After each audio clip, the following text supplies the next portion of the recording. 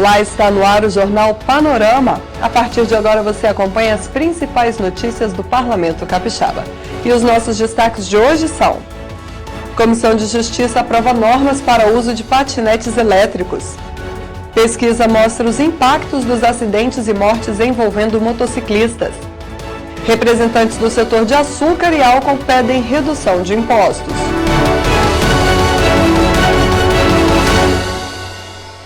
Veja como foi a segunda sessão ordinária da semana em plenário. A repórter Patrícia Bravin traz pra gente as informações sobre as atividades dos deputados. Patrícia?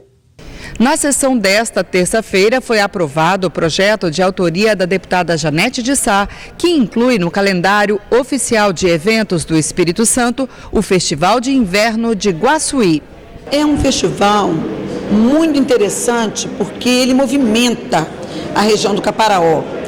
E ele atrai pessoas de vários lugares, fazendo com que haja uma movimentação turística. É um festival assim muito bacana, eu inclusive já pude participar, e por isso que me veio a iniciativa, através do pedido de pessoas daquela região, de que a gente colocasse no calendário oficial, para que a gente pudesse buscar recursos, para que esse festival ele possa crescer ainda mais. Também aprovados 2 requerimentos para tramitação em regime de urgência. Um deles para projeto do deputado Coronel Alexandre Quintino, que torna obrigatória a instituição da meia entrada solidária, que permite que 50% do valor do ingresso sejam pagos em doações de alimentos, agasalhos e outras.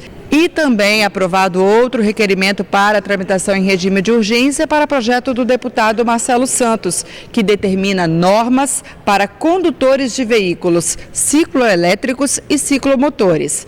Na sessão desta terça-feira também foi criada a Frente Parlamentar, que vai tratar de indenizações do processo do rotativo do Banestes. A iniciativa é do deputado Capitão Assunção. Vamos agora ver o que foi discutido nas reuniões das comissões permanentes. A gente começa com o Colegiado de Justiça, que deu parecer pela constitucionalidade à matéria que cria normas para o uso dos patinetes elétricos na região metropolitana da Grande Vitória. A matéria torna obrigatório o uso de capacetes, restringe a circulação dos veículos às áreas destinadas aos pedestres, ciclovias e ciclofaixas. Também estabelece velocidade máxima de 6 km por hora em áreas de circulação de pedestres e 20 km por hora em ciclovias e ciclofaixas. Os equipamentos deverão contar com indicador de velocidade, campainha, sinalização dianteira, lateral e traseira. Também foi aprovado por unanimidade o projeto de lei 456, que altera o nome do viaduto da Ilha do Príncipe para a ponte Governador Gerson Camata. Já os vetos do Executivo a 2 projetos de lei complementar que dispõem sobre a estrutura organizacional do Ministério Público Estadual foram mantidos parcialmente pelos parlamentares. Os impactos dos acidentes de motocicletas e as dificuldades financeiras da Santa Casa de Cachoeiro foram pauta no Colegiado de Saúde. A situação da Santa Casa de Misericórdia de Cachoeiro de Itapemirim foi um dos temas tratados na reunião da Comissão de Saúde. A instituição filantrópica atende a rede pública estadual e passa por dificuldades financeiras. Hoje a Santa Casa atende 88% de SUS. Por a tabela SUS ser uma tabela deficitária, então nós temos muita dificuldade nos recursos que entram advindos do SUS na instituição.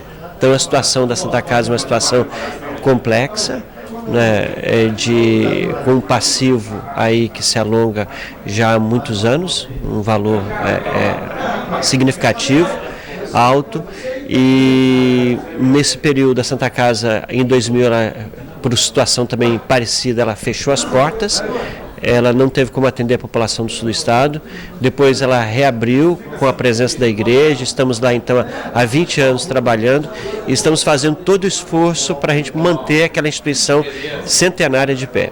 Os deputados formaram uma comissão especial que inclui o Colegiado de Saúde e os parlamentares da região sul, para discutir o problema com a Secretaria Estadual da pasta. Também foi abordado pela comissão os impactos dos acidentes de motocicletas na saúde pública e na previdência social.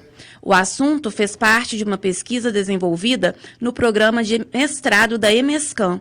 De acordo com o trabalho, 40% dos acidentes em vias públicas brasileiras envolvem motocicletas. A cada 4 internações, um motociclista morre decorrente de acidente de trânsito. E a Previdência Social também sente os impactos.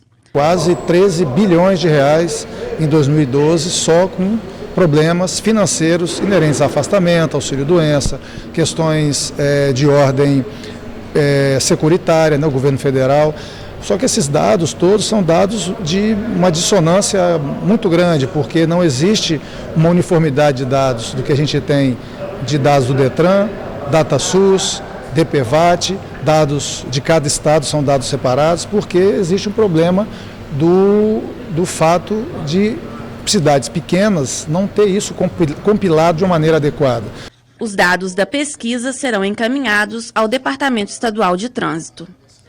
O Espírito Santo é um dos maiores produtores de café conilon do país e também é destaque na produção do tipo arábica. Para falar sobre o assunto, o Colegiado de Agricultura recebeu o diretor do Departamento da Pró-Reitoria de Pesquisa e Pós-Graduação da UFES. Pesquisas para o setor agrícola desenvolvidas pela UFES, em especial sobre café conilon, foram apresentadas na reunião da Comissão de Agricultura. O professor e engenheiro agrônomo Fábio Luiz Partelli, que é diretor do Departamento da Pró-Reitoria de Pesquisa e Pós-Graduação da UFES, falou sobre os desafios para o desenvolvimento da agricultura capixaba. A UFES é a instituição que mais publicou artigos no mundo relacionados ao conilon nos últimos 10 anos. O dado é da base Scopus, que indexa documentos científicos de revistas internacionais.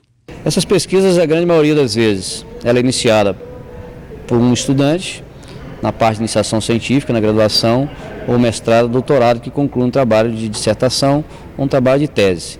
Então, a grande maioria das pesquisas agrícolas, nesse caso também com café conilon, ela também, além de gerar um conhecimento científico, um conhecimento técnico, que às vezes pode ser de ciência aplicada, como alguns exemplos que eu mostrei, como o estabelecimento de faixa, o desenho do sistema radicular, até mesmo um registro de cultivar, como também trabalhos na área da ciência básica, como por exemplo atividade enzimática, fotossíntese, membranas, que vai ajudar no entendimento metabólico e fisiológico da planta, por exemplo. Então tem duas vertentes, a pesquisa prática e a pesquisa básica.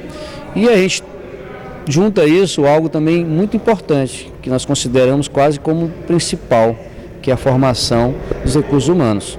Os efeitos do corte orçamentário de 30% realizado pelo governo federal para verbas destinadas a universidades e institutos federais também foram comentados durante a reunião.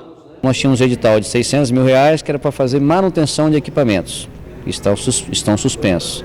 Nós tínhamos um edital também de R$600 mil, que previa 125 bolsas de iniciação científica, ou seja, também deixou de existir. Então, assim, há um impacto já presencial na pesquisa, algumas entradas de meio de ano de mestrado e doutorado também foi reduzida. Então, se você for pensar o nível de publicação para o ano que vem, ou para esse ano, pode ser que tenha uma queda ou um crescimento diminuído. Me preocupou muito essa questão dos cortes, porque ele afeta exatamente a pesquisa científica. E aqueles pesquisadores que estão com trabalhos com a nota 3 e 4, que ao iniciar de uma pesquisa, são projetos iniciantes, teve um corte substancial e que o professor colocou aqui. Como que a gente cresce, se desenvolve, melhora a qualidade dos produtos sem pesquisa? O Colegiado de Cooperativismo discutiu o estudo que apontou os gargalos dos setores de açúcar e álcool no estado. A Comissão de Cooperativismo recebeu representantes dos produtores de cana do Espírito Santo. Durante a reunião, foi apresentado um estudo feito pelo economista Orlando Calimã, que destaca as razões que impedem o setor sucroalcooleiro capixaba de ser competitivo na produção de etanol. O Espírito Santo é um dos poucos estados no Brasil que ainda equipara a alíquota de ICMS da gasolina C com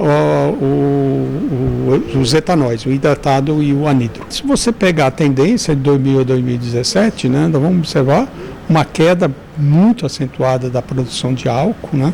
Só para ter uma ideia, né? No caso do etanol, houve uma queda de produção de aproximadamente 70%, enquanto a nível nacional houve um aumento de 140%. O presidente do Sindicato dos Produtores de Cana disse que, além das questões tributárias, o setor vive uma crise acentuada pelo longo período de estiagem e que algumas usinas já até encerraram as atividades. Hoje, no Espírito Santo, hoje éramos 6 usinas, hoje só temos 3. A atividade passou e está passando por dificuldade, mais devido à seca. Então agora nós estamos em fase realmente de recuperação. Se o governo do estado realmente se sensibilizar e nesse momento nos ajudar, realmente a recuperação vai ser muito mais rápida. O presidente do Colegiado de Cooperativismo da Assembleia, deputado Marcos Mansur, destacou que, mais do que pedir incentivos fiscais, o setor apresenta dados que apontam alternativas de lucro para o Estado. Nós vamos levar esse pleito deles desta reunião, fazendo uma reunião conjunta com a Secretaria da Fazenda, que já conhece esta necessidade, este pedido, e a gente, na verdade, vai estar somando esforços políticos para que o governo possa se sensibilizar do tema. O Ibis é um dos bairros mais antigos e populosos de Vila Velha. A Comissão de Cidadania recebeu um líder comunitário que relatou os diversos problemas enfrentados pelos moradores.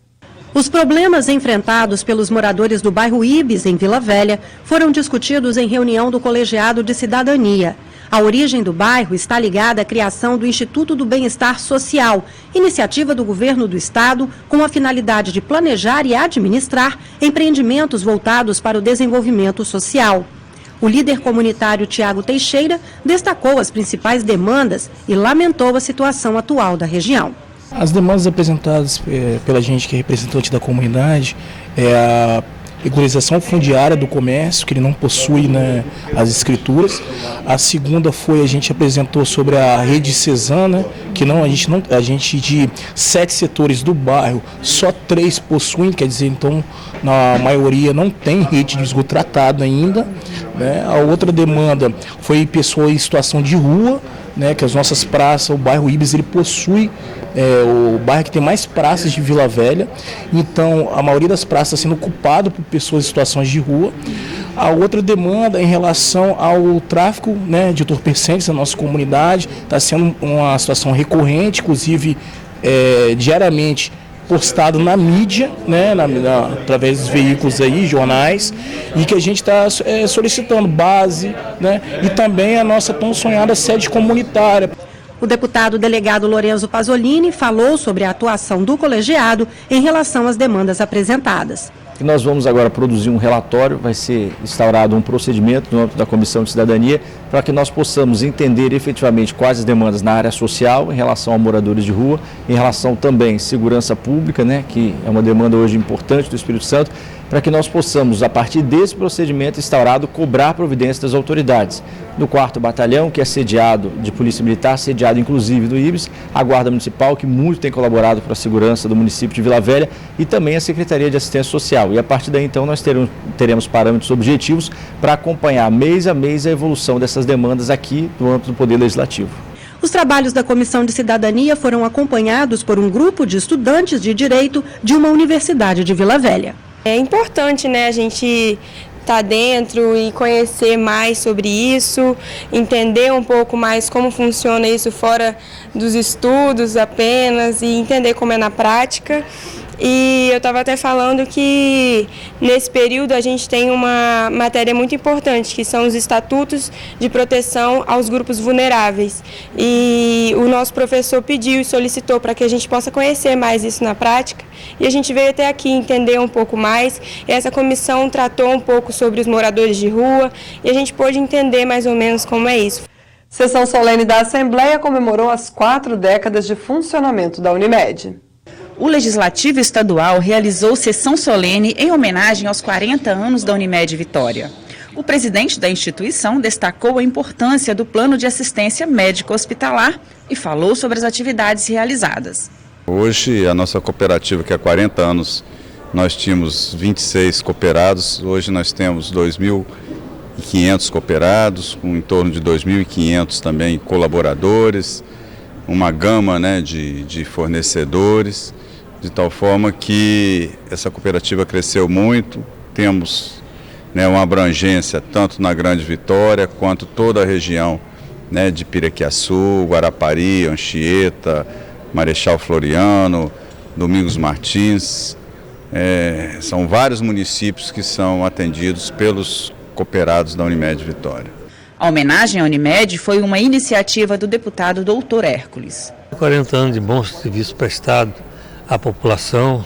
A Unimed Vitória hoje é um orgulho não só para o Espírito Santo, mas também para o país. Ela emprega hoje ou dá serviço a mais de 2.500 médicos. Então, na verdade, é uma empresa, uma cooperativa, porque a cooperativa é diferente de uma empresa qualquer. Cooperativa, os cooperados que são donos, os médicos são donos. Então, eles têm que dividir o lucro ou o prejuízo. Então, na verdade, é uma responsabilidade muito grande que os médicos têm, os cooperados, porque eles têm que administrar aquilo que é deles mesmos. Diretores da Unimed, além de médicos que atendem na rede credenciada pelo Plano de Saúde, prestigiaram o evento.